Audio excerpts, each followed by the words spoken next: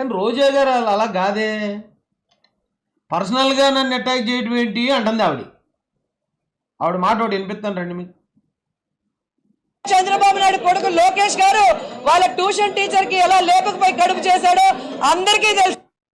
అంటే ఇలాంటి మాటలు మాట్లాడే ఆవిడ్ని ఒక గృహిణిగా, ఒక తల్లిగా, లేకపోతే ఒక మహిళామణిగా, శిరోమణిగా ఎవడన్నా గుర్తింతాడండి?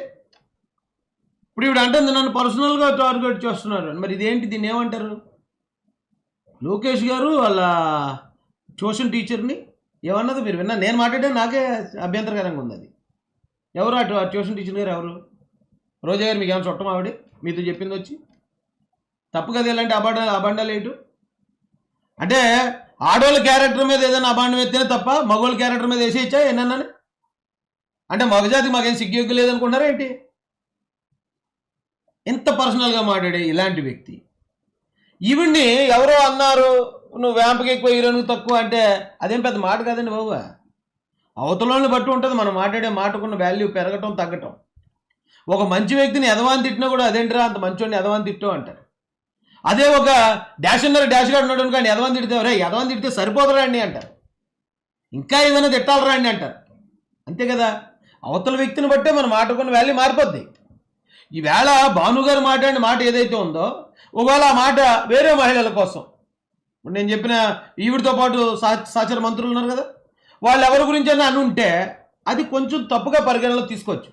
బట్ ఈవిడంటే అది సరిపోదు నిజానికి ఈవిడ మాట్లాడే మాటలకి. అంటే ఈవిడ ఇంకా ఏం మాట్లాడి చూపిస్తానండి ఆడి ముచ్చాలి.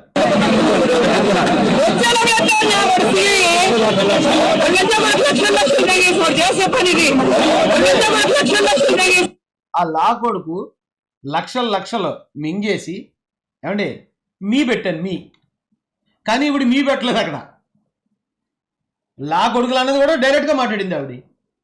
ఏమంటే ఈవిడ్ని ఒక తల్లిగా, ఒక మహిళా శిరోమణిగా గుర్తించగలుగుతామా? ఈవిడ ఇలా మాట్లాడుతుందండి. ఎన్టీ రామారావు గారు చనిపోయినప్పుడు మరి చంద్రబాబు నాయుడు గారు ఎవరింట్లో ఉన్నాడో ఏం చేస్తున్నాడో అవి చెప్తే మేము సంతోషిస్తాం. 76 సంవత్సరాలు పెద్ద ఆయన్ని ఈ వయసులో ఆయన చనిపోయినప్పుడు ఈవిడ ఎవరింట్లో ఉన్నాడో ఏంటండి ఈ మాటలేంటి? ఇప్పుడు ఈవిడ వెళ్ళిపోయి పతివ్రత పర్వాన్ని ఉంటే తెల్లారినా చల్లారలేదని ఆ నానుడు ఏదైతే ఉందో ఎలాంటి కదా, ఈవిడ పోలీసుల ముందు నుంచి ఏమంటుందండి? ఇప్పుడు నన్ను పర్సనల్గా టార్గెట్ చేస్తున్నారండి. రాజకీయాలుగా మాట్లాడితే పర్లేదండి, క్యారెక్టర్ అసాసినేషన్ చేస్తున్నారండి. ఏంటిది మరి ఇదేంటిది? దీన్ని ఏమంటారమ్మా? నీదే నోరా? నువ్వేమో తిట్టుకుంటూ పోతావా? నువ్వు ఎవరిని పడితే వాళ్ళని గలీజు మాటలన్నీ మాట్లాడేస్తావా? నిన్నెవరన్నా ఒక్క మాట, అతను నిజం చెప్పాలంటే ఇంకా రోజా గారి గురించి మాట్లాడే మాటల్లో చాలా హుందాగా మాట్లాడాడు భాను గారు. 2000 రూపాయలు లంచం తీసుకున్నాను అన్నాడు, తప్పలేదు. వ్యాంప్కి ఎక్కువ హీరోయిన్ తక్కువ అన్నాడు. వ్యాంప్ కూడా సినిమాలో క్యారెక్టరే, హీరోయిన్ సినిమాలో క్యారెక్టరే, అంతే తప్ప ఆ హీరోయిన్ అంటే పెద్ద ఏదో దాన్ని ఏమనాలి, ఓ విలువైన వస్తువులాగా, వ్యాంప్ క్యారెక్టర్ వేసే వాళ్ళు అందరూనేమో డి గ్రేడ్ వస్తువులాగా, బి గ్రేడ్ వస్తువులాగా, అలా ఏం కాదు కదమ్మా. ఎందుకు ఇంత చిన్నదాన్ని పట్టుకుని ఎందుకురా బాబు ఇంత సింపి శాట్ అంత చేస్తారు? మాలాంటి వాళ్ళని వచ్చి మొత్తం పోస్ట్ మార్టం చేసి అన్ని ఓపెన్ చేసి చూపించేసుకునేలా చేస్తారు. ఎందుకంటున్నాను, రామారావు గారు చనిపోయినప్పుడు మరి చంద్రబాబు నాయుడు గారు పచ్చకామెరలోకి లోకమంతా పచ్చగా కనిపిస్తుందని పవన్ కళ్యాణ్ కి ఆడపిల్లని చూస్తే ఏం కోరి ఏమండి ఒకసారి వినండి, ఇది వినండి. లోకమంతా పచ్చగా కనిపిస్తుందని పవన్ కళ్యాణ్ కి ఆడపిల్లని చూస్తే ఏం కోరికలు పుడతాయో, ఏం చేయాలనిపిస్తుందో పచ్చకామెరలోకి లోకం. అంటే ఒక తల్లికి, ఒక భార్యకి, ఒక గృహిణికి ఎదుట వ్యక్తి అంటే పవన్ కళ్యాణ్ అనే వ్యక్తి ఆయన కళ్ళ నుంచి మహిళల్ని ఎలా చూస్తున్నాడో, ఏం చేయాలని అనుకుంటున్నాడో ఊహించుకోవాల్సిన అవసరం ఏమైనా ఉందంటారా? మనకి ఏదైనా అవసరం అది? ఒక మగోడు ఒక మహిళ వంక ఏమని చూస్తున్నాడు, ఏం చేద్దామని అతను అనుకుంటున్నాడు. ఎందుకంటే ఇలాంటి మాటలు మీరు ఈవిడ గురించి ఇంత వెనకేసుకొస్తున్నారు అంటే వైసీపీ వాళ్ళ గురించి కాదు, మా ప్రజలకు తెలియాలి కాబట్టి చెప్తున్నానండి. ఈవిడ్ని భాను గారు అన్న మాట ఇందా నేను అన్నాను కదా, ఎదవా అని ఎవరన్నా తిడితే, మంచోడిని తిడితే ఎదవా అన్న మాట పెద్ద మాట. ఒక క్రిమినల్ దేడ్డిమార్ గారిని తిడితే ఎదవా అన్న మాట చాలా చిన్న మాట. మాట ఒకటే, వ్యక్తిని బట్టి దాని అర్థం పరమార్థం మారిపోతుంది. అలాగా ఆ మాటలను మీరు పరిగణలో తీసుకోకుండా ఆయన ఎవరిని గురించి ఆలోచించాడు, ఎవరిని గురించి ఆ మాటలు అన్నాడు అనేది పరిగణలో తీసుకోవాలి. ఈవిడి గురించి లోకమంతా పచ్చగా కనిపిస్తుందని చాలమ్మా. అయితే ఆ ఎర్ర పుష్పం పట్టుకుని ఆయన తిరుగుతుంటే సింబాలిక్ గా నేను ఎర్రి పుష్పాన్ని ఏమండి మంత్రి గారు మాట్లాడాల్సిన మాటలు ఇవా? ఎర్రి పుష్పం అనే మాట, ఆ పదం దేనికి ప్రత్యామ్నాయంగా వాడతాం మనం తెలీదా?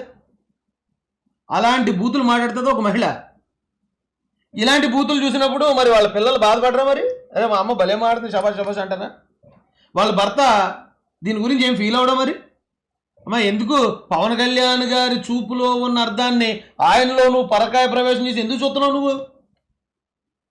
ఒకవేళ ఆయన ఎక్కడన్నా ఏదన్నా ఉంటే నువ్వు ఎందుకు ఆయనలో పరకాయ ప్రవేశం చేస్తున్నావు అనేది కనీసం అడగడం. మరి అలా ఆయన చంద్రబాబు నాయుడు గారి గురించో లేదా మరొకరి గురించి అలా నీచంగా మాట్లాడుతున్నప్పుడు వాళ్ళ భర్త పిల్లలు సంతోషించి కేరింతలు కొడుతున్నారా? మరి అలాంటప్పుడు కేరింతలు కొట్టేవాళ్ళు ఇలాంటివి కూడా తీసుకోవాలా? మనం ఎదుటోడి మీద రాయి వేసినప్పుడు అవతల నుంచి ఏదో టైంకో రాయి వస్తుంది మన మీదకి, రెడీగా ఉండాలా. మేము అనేస్తాం, మేము తిట్టేస్తాం, మేము మాట్లాడేస్తాం, మా గురించి ఎవరన్నా ఏమనంటే మేము పొలమని రోడ్ల మీద దొరిలేసి గోల్ చేస్తామంటే ఏం కరెక్ట్ ఏం కాదండి అది. అయ్యా ఇప్పుడు ఇలా మాట్లాడిన రోజా గారిని చూశారు కదా, పచ్చకామెరలోకి లోకమంతా ఎన్టీ రామారావు చంద్రబాబు మరొక రోజా గారిని చూద్దరు కానీ రండి. అలా మాట్లాడిన రోజా గారే ఇలా మాట్లాడుతున్నారు. పేర్లు మేము చేయలేదు కాదు మేడం, ఇప్పుడు మీరు ఇచ్చారు. సో ఇందులో మీరు స్క్రీన్ షాట్స్ ఇచ్చారు. నేను ఏం చేయాలి మేడం?